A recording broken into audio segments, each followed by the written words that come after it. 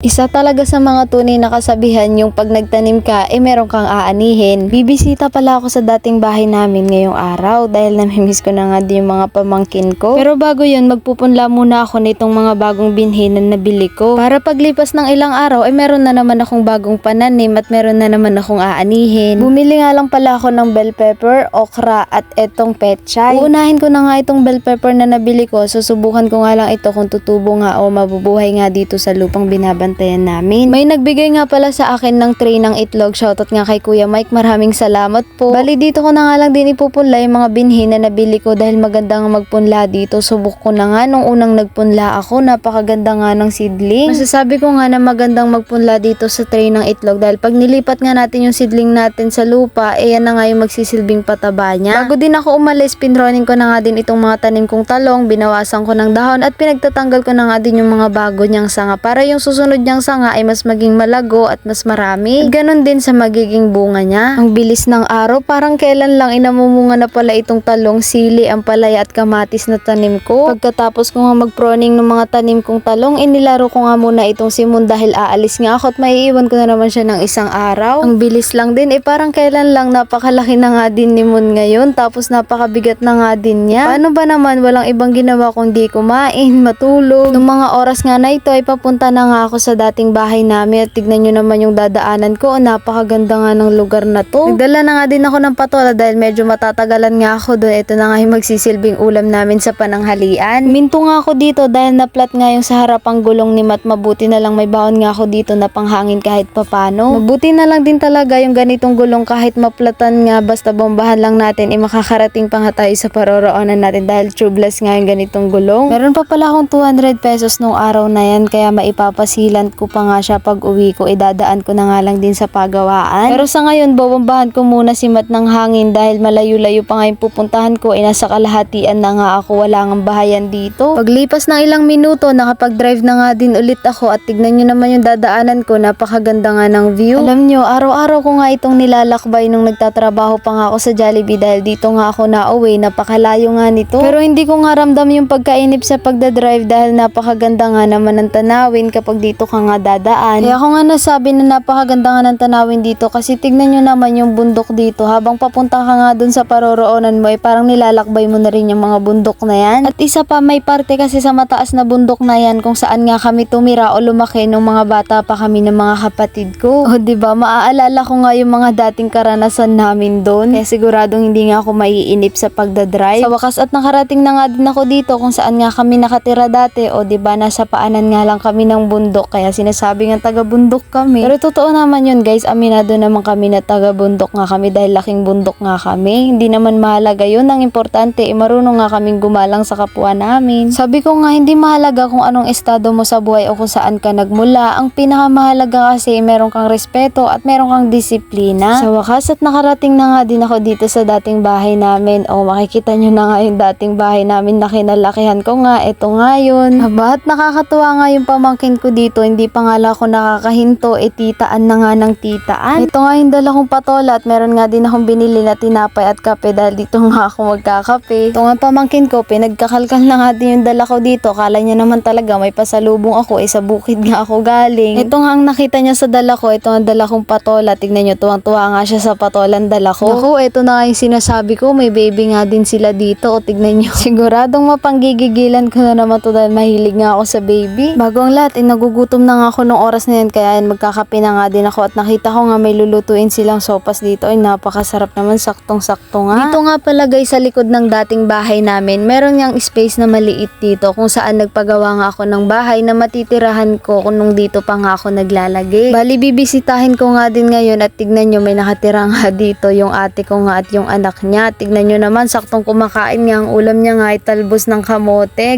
Ganadong ganado nga siya. Kaso nga lang, pagdating ko ay biglang nawalan ng gana dahil nahihiya nga. Ewan ko ba dito sa batang to. Bali, ito nga pala guys yung kusina ng pinagawa kong bahay dito. Meron nga siyang lababo at meron nga ring bintana dito. Kaso nga lang yung kawayan na nilagay dyan, ako nga lang gumawa niyan. Kaya ayan, pang samantala nga lang muna. At ito nga din yung kwarto. Dyan nga natutulog yung ate ko na nakatira dito. Bali, sa lapag nga lang din sila dahil hindi nga sila kasya. Kaya inilabas nga nila yung katre. Itong pamangkin kong si Sia, tignan nyo, natutulala nga siya habang kumakain. Ewan ko ba dyan? Sinaluhan ko na na nga lang din siya dito para bumalik nga yung gana niya at hindi nga siya mahiya. Kaya ayan, tignan nyo. Yan nga ang laging ulam ni tita sa bukid. Talbos ng kamote, mga talbos kung ano-ano. Natutuwa nga ako sa batang to dahil kinukwento nga nila na mahilig nga raw siya sa gulay. Kaya ayan, tignan nyo, lusog-lusog niya nga. No, parang kailan lang payat pa nga siya. Maliit nga lang din yung katawan niya. Kaya nagulat nga ako nung nakita ko siya, malusog nga yung katawan niya. Paano ba naman kasi sa baryo nga na to, sa hirap ng buhay, kung wala kang trabaho dito, siguradong mapapaulam ka nga din ng gulay. Yung mga oras nga na to ay nagtimpla na din ako ng kape dahil kapeng-kape na nga din ako dahil kumakalam na nga din yung tiyan ko ng mga oras na yan. Balibawal nga rin talaga sa akin yung mga ganyang kape dahil sumasakit nga tagiliran ko dyan, ewan ko ba. Isip ko kasi kung bibili nga ako ng puro, bibili rin ako ng asukal, napakamahal nga ng asukal. Kaya 3-in-1 na lang yung bili ko para minsanan na lang, medyo kinakapos din nung araw na yan. Yan nga pala yung isa sa mga binili kong tinapay, bibingka nga ang tawag dyan, napakasarap pala niyan sa kape, bagay na bagay nga. Isa pa, nakakabusog nga din yung bibingka, isa nga lang makain mo, busog ka na talaga.